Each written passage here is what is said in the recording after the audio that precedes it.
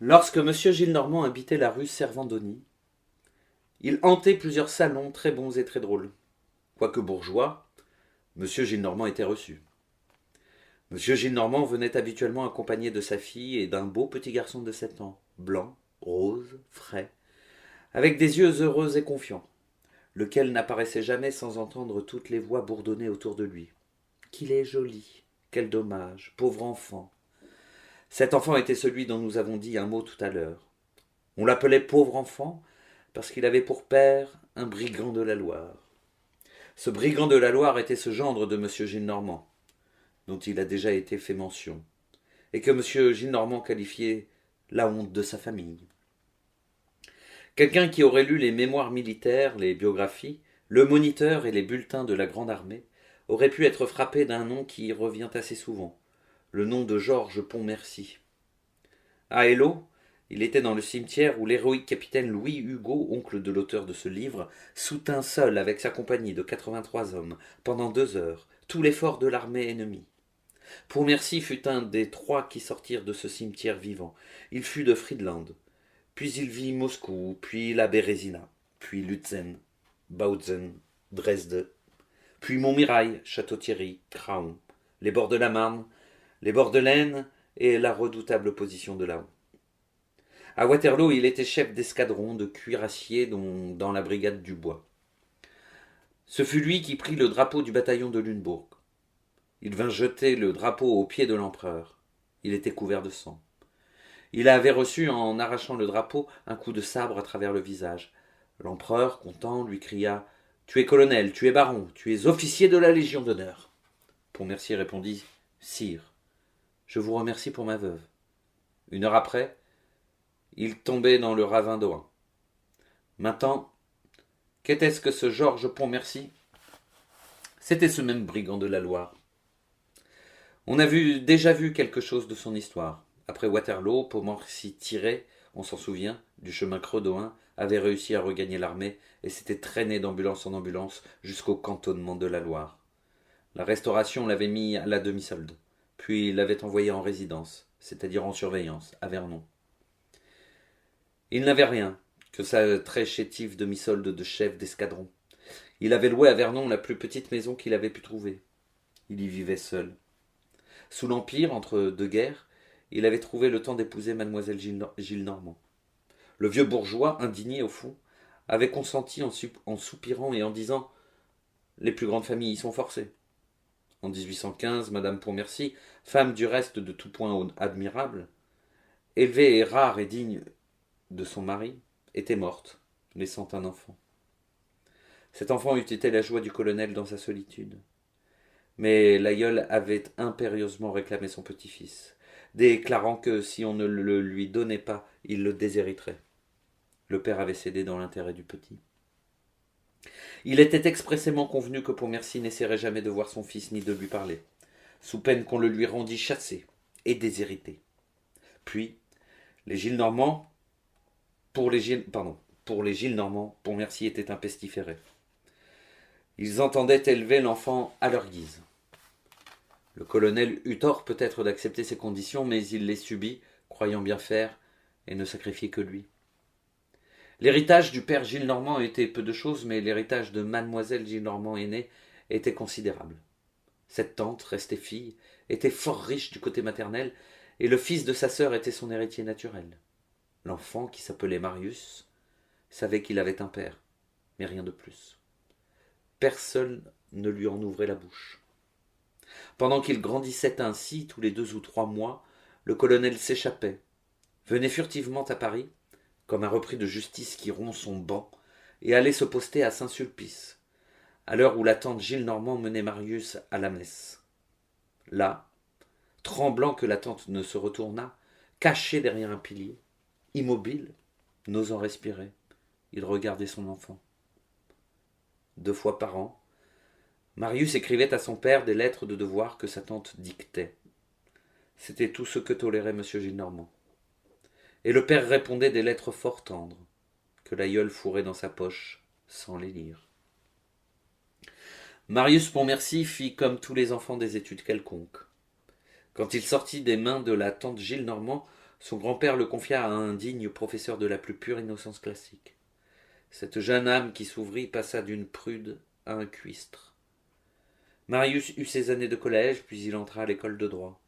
Il était royaliste, fanatique et austère. Il aimait peu son grand-père, dont la gaieté et le cynisme le froissaient, et il était sombre à l'endroit de son père. C'était du reste un garçon ardent et froid, noble, généreux, fier, religieux, exalté, digne jusqu'à la dureté, pur jusqu'à la sauvagerie. En 1827, Marius venait d'atteindre ses 17 ans. Comme il rentrait un soir, il vit son grand-père qui tenait une lettre à la main. « Marius, dit M. Gillenormand, tu partiras demain pour Vernon. »« Pourquoi » dit Marius. « Pour voir ton père. » Marius eut un tremblement. Il avait songé à tout, excepté à ceci, qu'il pourrait un jour se faire qu'il eût à avoir son père. Rien ne pouvait être pour lui plus inattendu, plus surprenant et, disons-le, plus désagréable. Il fut si stupéfait qu'il ne questionna pas M. Gillenormand. Le grand-père reprit. « Il paraît qu'il est malade. Il te demande. » Le lendemain, à la brune, Marius arrivait à Vernon. Il demanda au premier passant venu la maison de M. Pontmercy. On lui indiqua le logis. Il sonna. Une femme vint lui ouvrir, une petite lampe à la main. « Monsieur Pontmercy » dit Marius. La femme fit de la tête un signe affirmatif. « Pourrais-je lui parler » La femme fit un signe négatif. « Mais je suis son fils, reprit Marius. Il m'attend. »« Il ne vous attend plus, dit la femme. Alors, il s'aperçut qu'elle pleurait. Elle lui désigna du doigt la porte d'une salle basse. Il entra. Dans cette salle qu'éclairait une chandelle de suif posée sur la cheminée, il y avait 3 hommes. Un qui était debout, un qui était à genoux, et un qui était à terre en chemise, couché de tout de son long sur le carreau. Celui qui était à terre était le colonel. Les 2 autres étaient un médecin et un prêtre qui priaient. Le colonel était depuis 3 jours atteint d'une fièvre cérébrale. Au début de la maladie, ayant un mauvais pressentiment, il avait écrit à M. Gillenormand pour demander son fils. La maladie avait empiré. Le soir même de l'arrivée de Marius à Vernon, le colonel avait eu un accès de délire. Il s'était levé de son lit, malgré la servante, en criant « Mon fils n'arrive pas. Je vais au-devant du lit. De lui. » Puis il était sorti de sa chambre et était tombé sur le carreau de l'antichambre. Il venait d'expirer. Marius considéra cet homme qu'il voyait pour la première fois et pour la dernière. La tristesse qu'il éprouvait fut la tristesse qu'il aurait ressentie devant tout autre homme qu'il aurait vu étendu mort. Le colonel ne laissait rien. La vente du mobilier paya à peine l'enterrement. La servante trouva un chiffon de papier qu'elle remit à Marius. Il y avait ceci, écrit de la main du colonel. « Pour mon fils. L'empereur m'a fait baron sur le champ de bataille de Waterloo. Puisque la Restauration me conteste ce titre, que j'ai payé de mon sang, mon fils le prendra et le portera. Il va sans dire qu'il en sera digne. » Derrière, le colonel avait ajouté « À cette même bataille de Waterloo, un sergent m'a sauvé la vie. Cet homme s'appelle Thénardier. Dans ces derniers temps, je crois qu'il tenait une petite auberge, dans un village des environs de Paris, à Chelles ou à Montfermeil.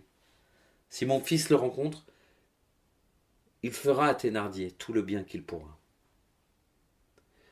Marius avait gardé les habitudes religieuses de son enfance. Un dimanche qu'il était allé entendre la messe à Saint-Sulpice, à cette même chapelle de la Vierge où sa tante le menait quand il était petit, étant ce jour-là distrait et rêveur plus qu'à l'ordinaire, il s'était placé derrière un pilier et agenouillé sur une chaise en velours d'Utrecht, au dossier de laquelle était écrit ce nom, Monsieur Mabeuf, Marguillier.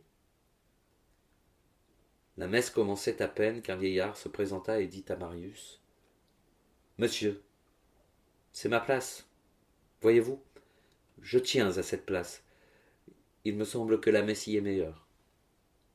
C'est à cette place-là que j'ai vu venir pendant 10 années, tous les 2 ou 3 mois régulièrement, un pauvre brave père qui n'avait pas d'autre occasion, et pas d'autre manière de voir son enfant parce que, pour des arrangements de famille, on l'en empêchait. Il venait à l'heure où il savait qu'on menait son fils à la messe. Le petit ne se doutait pas que son père était là. Il ne savait même peut-être pas qu'il avait un père, l'innocent. Le père, lui, se tenait derrière un pilier pour qu'on ne le vît pas. Il regardait son enfant, et il pleurait. J'ai un peu connu ce malheureux monsieur. Il avait un beau-père, une tante riche, des parents, je ne sais plus trop, qui menaçaient de déshériter l'enfant si, lui, le père, il le voyait. Il s'était sacrifié pour que son fils fût riche un jour, et heureux. On l'en séparait pour opinions politiques. Certainement j'approuve les opinions politiques, mais il y a des gens qui ne savent pas s'arrêter. Mon Dieu. Parce qu'un homme a été à Waterloo, ce n'est pas un monstre. On ne sépare point pour cela un père de son enfant. C'était un colonel de Bonaparte. Il est mort, je crois. Il demeurait à Vernon. Et il s'appelait quelque chose comme Pontmarie ou Montpercy. Pontmercy dit Marius en pâlissant. Précisément, Pontmercy. Est-ce que vous l'avez connu? Monsieur, dit Marius. C'était mon père. Le vieux marié joignit les mains et s'écria. Ah, vous êtes l'enfant? Oh oui, c'est cela. Ce doit être un homme à présent. Eh bien, pauvre enfant. Vous pouvez dire que vous avez eu un père qui vous a bien aimé. Marius offrit son bras au vieillard et le ramena jusqu'à son logis. Le lendemain, il dit à M. Gillenormand. Nous avons arrangé une partie de chasse avec quelques amis. Voulez-vous me permettre de m'absenter 3 jours? 4, répondit le grand-père. Va, amuse-toi. Et clignant de l'œil, il dit bas à sa fille. Quelque amourette. Marius fut 3 jours absent, puis il revint à Paris, alla droit à la bibliothèque de l'école de droit et demanda la collection du Moniteur. Il lut le Moniteur. Il lut toutes les histoires de la République et de l'Empire. Le mémorial de Sainte-Hélène, tous les mémoires, les journaux, les bulletins, les proclamations. Il dévora tout. La première fois qu'il rencontra le nom de son père dans les bulletins de la Grande Armée, il en eut la fièvre toute une semaine. Marius arriva à connaître pleinement cet homme rare, sublime et doux, cette espèce de lion agneau qui avait été son père. La République, l'Empire, n'avaient été pour lui jusqu'alors que des mots monstrueux. La République, une guillotine dans un crépuscule. L'Empire, un sabre dans la nuit. Il venait d'y regarder, et là où il s'attendait à ne trouver qu'un chaos de ténèbres, il avait vu, avec une sorte de surprise inouïe mêlée de crainte et de joie, étinceler des astres. Mirabeau, Vergniaud, Saint-Just, Robespierre, Camille Desmoulins, Danton.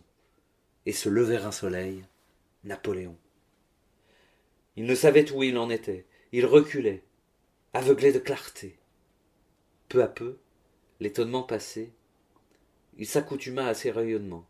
Il considéra les actions sans vertige. Il examina les personnages sans terreur. La Révolution et l'Empire se mirent lumineusement en perspective devant sa prunelle visionnaire.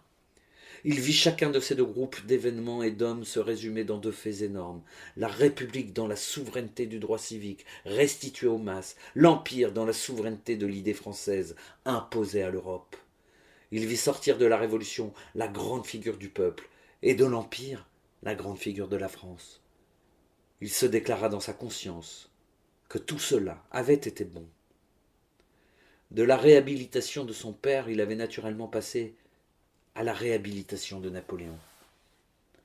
Par une autre conséquence naturelle, à mesure qu'il se rapprochait de son père, de sa mémoire, il s'éloignait de son grand-père. Marius éprouvait des mouvements de révolte inexprimables en songeant que c'était M. Gillenormand qui, pour des motifs stupides, l'avait arraché sans pitié au colonel, privant ainsi le père de l'enfant et l'enfant du père. À force de piété pour son père, Marius en était presque venu à l'aversion pour son aïeul. Marius quitta la maison.